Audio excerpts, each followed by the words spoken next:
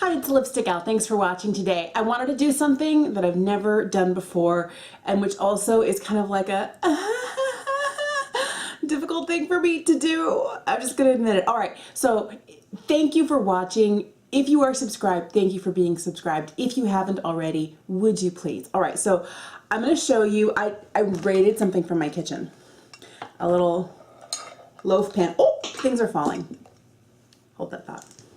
All right, so I'm gonna empty out my loaf pan and we're gonna talk, because I'll tell you why I have all of this in here. And I thought, and I have the cutest little loaf pan. It has little designs on it. And I thought, you know, I'm more likely to keep this where I can see it because I'm gonna do a project pan. Let me tell you why that's hard for me. So I thought I'd bring something cute that I could, you know, small enough to keep it all together so I don't mix it in with the rest of my collection. So when I first started wearing makeup, my fear was that I was gonna run out because I only had one of everything. I had one lipstick, one eyeliner, one mascara, one blush, and the last thing I ever wanted to do was hit pan, because at that point I'd be like, oh no, I need to get more. And at 14, I didn't have a job, and I would have to ask my mom or my dad. And to ask your parents for money for something that's not essential when I was growing up and there wasn't a lot of money, it just didn't really seem like a, you know, I wanted to avoid it at all costs. So I've always been one of those people. So instead of using a brush or a sponge tip applicator like I used to use when I first started wearing makeup, instead of just hitting the center of the pan, I would kind of like corner, next time the other corner. And I would hit all four corners, or I'd swipe all the way across.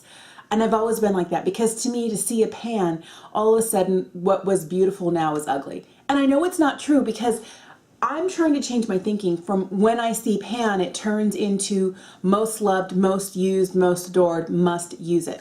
So I have a mixture of products here, ones that either used to be like big time favorites, or ones that I want to finish up for this year. And since we're in a brand new year, 2019, Happy New Year, should have said that at the beginning, but I didn't. I thought it would be time for me to do something that is kind of like, hard for me, and also remind myself that you buy it to use it, so use it and enjoy it. All right, so I'm just going to show you, I'm nearly done with this. This is the Becca Backlight Priming Filter. I think like I only have this much left. And if holding it up to the light, like, yeah, I really only have like an inch left at the bottom.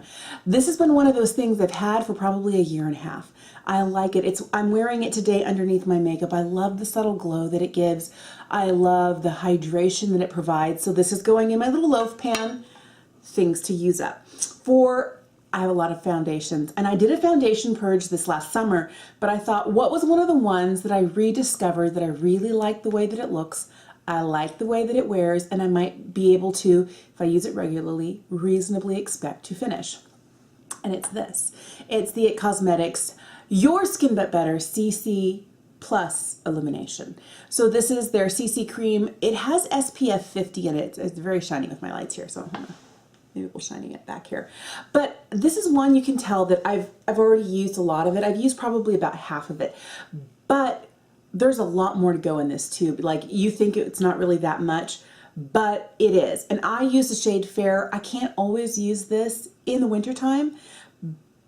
I wasn't trying to get a tan this summer, but since I wasn't in bed for 6 years getting fairer and fairer and fairer, never seeing the light of day like a vampire, I was feeling better. So this summer I got out, and now I'm dealing with a little bit of melasma, and my skin picked up some color, and I can wear this now in the wintertime. So I'm like, let's finish it up. By the way, it's in their lightest shade, in the shade Fair.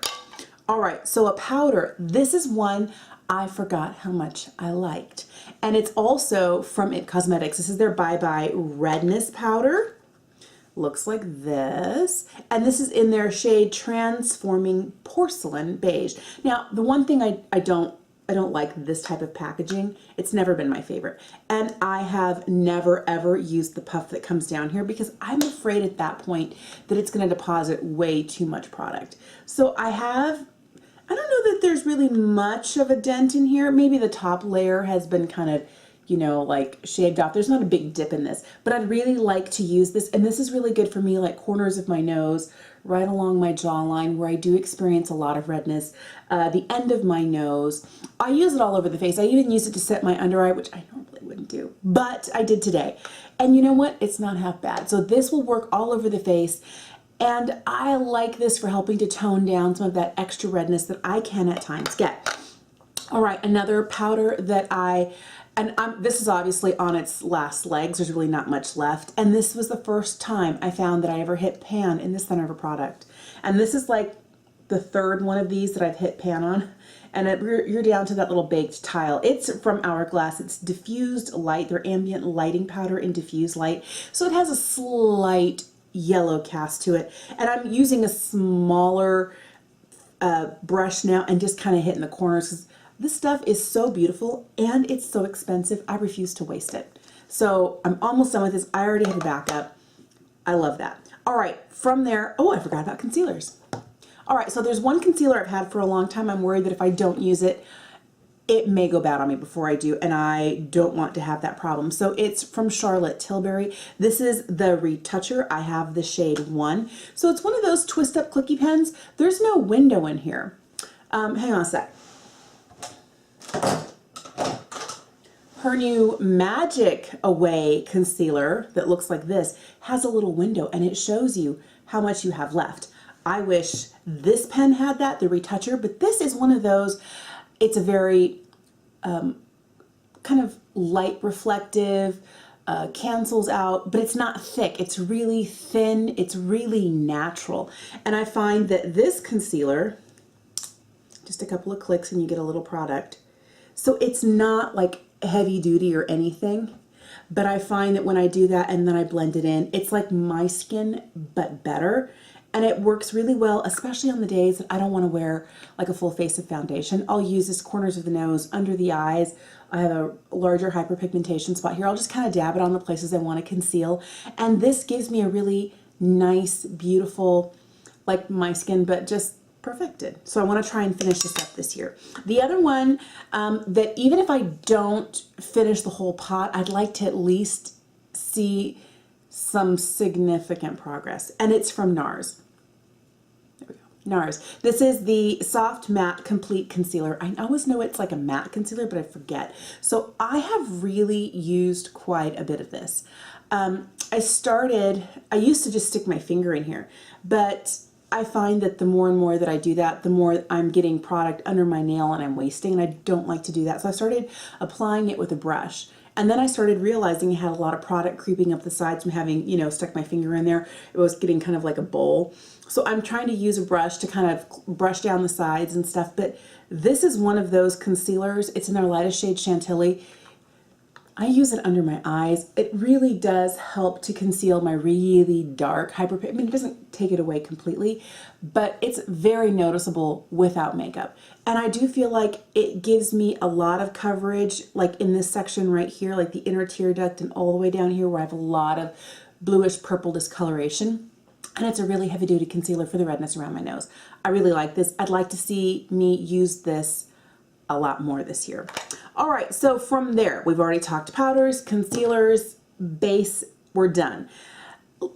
I haven't used this bronzer in a long time, and I remember really loving it. It's the bronzer I have on today, and it's Benefit's Hoola Lite.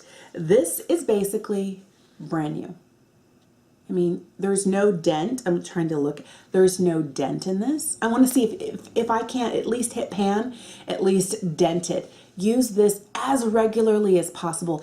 And on the days that I don't wear a lot of makeup, sometimes just a little something in the crease for the eyes and a little bit of, to bring a little life to my face, because the older I get, I'll be 44 this month. At the end of this month, my birthday is coming up. I'm trying so hard to still not wear too much makeup, because the older I get, the more it settles into places I don't want it, and then it makes me look older, but I want to look like my best self. So even on the days that I'm wearing light makeup or nearly no makeup, sometimes just a little bit of bronziness and a little like depth in the corners of your eyes really, really helps. And I want to try and use this more because it's the perfect shade for me. All right, blush products. I have two. I feel like I might have picked too many things to pan, but they're all gonna live in my little baby loaf pan here, and we're gonna do our best. All right, one of them is one that I used to use nonstop. It is a favorite of mine. It's from the Balm. This is their Balm Desert. This was the first of their Balm blushes. They have Balm Desert, Balm Springs, and Balm Beach. Balm Beach is beautiful, but Balm Desert is the one that I used to use the most. And there is a very slight little in the pan. You really can't see it, but you can definitely tell that it's been used. I would like to see, they say this is a bronzer, and I could see myself using this on days when, you know, if I'm not using this on my cheeks and only this, I could see myself using this because it is a little bit deeper. But what I love about this, it has a little hint of a rosy tint to it. So it's not like fully bronzer, but I use it as a blush, and I don't use a lot, so I may not actually hit pan, but I do love that blush. One that I forgot that I loved so much, and I just recently started pulling out again, is this one. It's from Makeup Geek. This is Blind Date. I used to have a lot of Makeup Geek blush singles, but then she reformulated, and I liked the reformulation a lot better. And then when she started putting them in compacts, I was like, magic, because I used to have like a huge Z palette full of blushes, but because it was so big, I would forget to use it. So I like having smaller packaging like this, and I love how minimal and sleek this packaging is. I think that this is gorgeous. All right, so I'm hoping to use this shade. No, you can't. There's no discernible. I've used this a lot, but I'm very light-handed with blush. Maybe I need to go a little deeper, go a little more. So I'm going to use more of that for this year. All right, so for this one, I threw it in because I'm like, you know, it's one I use all the time. I've already made a serious dent in it. I haven't even had it that long, but I've fallen in love with it. It'd be so easy to pan it for this year. And the highlight is this one here. It's from Glamglow. And it's weird that I love a makeup product from what I always think of as a skincare line. But I initially thought it would be this kind of whiter pearly shade here, which is beautiful. It has a slight pinky shift to it, but it's the center shade here. And if you take a look at it, I mean, it has a pretty big dip in it.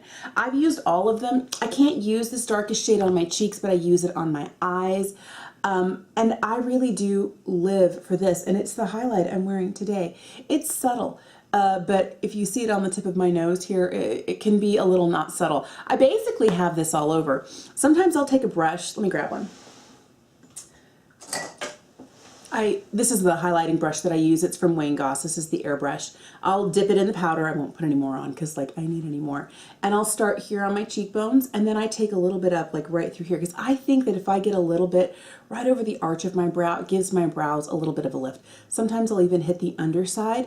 So I do this. I also hit right here, like the bridge of my nose, occasionally the tip, mostly the bridge of my nose. So what I started doing was up here, down through here, like a circle 8, like a figure 8, just like right over my, so I do a lot of this. And then I hit the Cupid's bow, and then I hit the chin just a little bit. And I love the look. This is a very soft, it also is really good for buffing and blending things in. I love this brush, but I find that when I use it with this, I get the most gorgeous highlighty, but not like bar, like a little stripe of highlight. I really, really love this, and I want to see myself pan it. And I could see myself, if I pan, especially that center color, which is my favorite, just repurchasing the whole thing. All right, we're down to eyes. I have been trying so hard to finish this up. This used to be the only brow pencil I've used, and it's good, but I have other ones that I like a little bit better. But it's not a bad one. It's what's in my brows today, and I definitely want to finish it up. It's from Lancome. I think they changed the name because it used to be Le Crayon Poudre. I don't know if I'm saying that right because I don't speak French, but it's basically a powder pencil for the brows. So you have a little sharpenable pencil on one end, and then you have a spoolie on the other. And what's great about this is that when you draw it on, so then you have that, and then you can blend it beautifully with the spoolie. It softens it, and it's not too much. And so my brows although there is a lot of product in them, I never feel like I have a Sharpie brow with this. So if you're looking for a powder pencil, this one's really great. I think they've renamed it like their powder eyebrow pencil. I'll have to leave it down below for you. But this one is really good. It's no longer my favorite, so I want to finish it up, and there's not that much left. It's very easy to finish up. I can see myself doing that this year. So for mascara, the one product, and for me, it's fairly easy to use a mascara, and I don't feel bad about it. I don't know if you can see this like tall cylinder right here. That's chock full of unopened mascaras, and I'm kind of like, I should never buy another one, because what I get in my subscription box, plus samples that I get from Sephora, it's like I really don't need, but there is always that one that you love that you just buy. And then you have the other ones you're trying to get through. Sometimes I give them to friends. But this is one that came in a BoxyCharm this year. Not everybody loved it. I think it works pretty well for me. It's what I have on my eyes today. I don't have like really long, luscious lashes. I have short lashes. I have lashes that kind of point down. I also have lashes that don't hold a curl as well as I would like. But the one that worked okay for me, and I'm trying to use it up before it goes bad, is from Wander Beauty. This is their Unlashed. I almost call it Unleashed. It's their Unlashed Volume and Curl Mascara. So I think that the formula is good. I like the applicator. I hate the packaging, because this is one of those, I know you can get air in any mascara tube, but this one, the minute you take the wand out, as I drop it, it kind of puffs up and then it's full of air. So what I like to do is I like to kind of keep as much air out of here as possible, almost squeeze to the point where you get mascara out the top here, and then keep it tight like this so air does not get in there and ruin the formula, and then push the applicator back in and screw on the cap. So as I'm applying, I kind of keep it tight like this so air doesn't get in there and dry out the formula. I think it would just ruin it. So I'm trying to finish this. Should not be a problem. Even if I get to the point where I don't finish it all up and I get to the point where I've had it open for 3 to 4 months, it's time to let it go. I am much better about this than I used to be when I was a kid, and I was like, I don't want to buy another mascara. I do not want an eye infection. So this will definitely be panned this year. All right, liners. These are my 2 favorite liners. And I realized I've been trying to use other things, but I keep coming back to these. And it's the formula that I really, really like. And it's a formula from Lancome. This one is so short now. All it says is Liqui-Pencil. It used to say the Drama Liqui-Pencil. This one here does say the full name, the Drama Liqui-Pencil. And the shade here on this one is Aubergine. So it's the one I'm wearing today, a little bit down here in my tight line and then right above my lash line. This one here is in, I think it's in Brun. I sharpened the name off. So I think it's Brun, which is their darkest brown. Oh, it's hard to swatch with your non-dominant hand. So excuse the lines. So this one here is Aubergine. This one is Brun. I really love how these last in my waterline. I really love how these wear on the upper lash line, lower lash line. They wear beautifully. And these are my 2 favorite shades. I have some other ones, but I really only reach for these.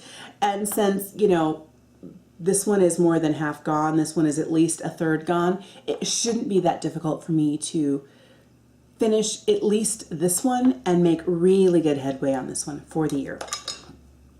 Last thing we're down to are eyeshadows. I'm going to do a whole separate video on lips because I have a lot of lip products I'm trying to get through in this year.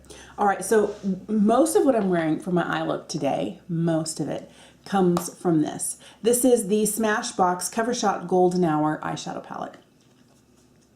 It looks like this. I like it. We've got a range of warms, a little bit cooler. We have 2 mattes. I think this is a really easy and beautiful eyeshadow palette, and these are neutrally enough tones. I could see myself using it very, very regularly. The other thing that I like about this is that the shimmers aren't too shimmery, but they are also very pretty. I really, really do like these, and I can see myself attempting to hit pan on at least one of the shades this year. This other one I think is not going to be a problem. And it's new. I bought it in the fall of 2018. It's the Norvina palette. I'm going to drop the brush out. And if you look at mine, it's like, it's messed up. I love this palette. I wear this all the time. And I think for me, because I like the intensity you get with the metallics when you just plain stick your finger in there, I could see myself really easily, if nothing else, hitting pan on at least one of the metallics. I love their kind of champagne-y shade in here. I love all of them. The one that I'm wearing today is this purpley one here called Celestial, and I have that kind of like just tapped like on the eyelid. I feel kind of like waste not, want not. I don't know how good it's gonna look, but that's how I'm wearing this shade today. And since the other one has more of a warm with a slightly, you know, purpley lean to it, I definitely think it's not going to be a problem at all to hit pan on at least one of these shades this year. So that's my goal, either to see some baby pan or to make some very, very serious headway. So my goal is to get over my fear of using my makeup up. I know, it's not just to look at and be pretty, it's to be worn and be really enjoyed. So let me know, do you ever do project pans? I'm really going to try and keep it all like right here in this little loaf pan. And I know that these are the things that I'm trying to wear more regularly, and see if I can at least incorporate, you know, 3 to 4 of them in every look that I do to see how we go throughout the year. And then we'll check in once a quarter maybe and see how we're doing with this. Maybe at the halfway mark through the year, and so we don't have to do it more than twice. But there we go. Let me know if you project pan, what's the easiest way for you to pan things? Or if you're not one of those people who's like, who cares, you know, you use it, great. You don't use it, fine. You don't wear it anymore, give it to somebody else or throw it away. I am doing some of that, but I'm trying to see how long it takes me to use stuff to try and inform my purchasing decisions for the future. All right, thanks for watching. Thank you for subscribing, and I'll see you again soon.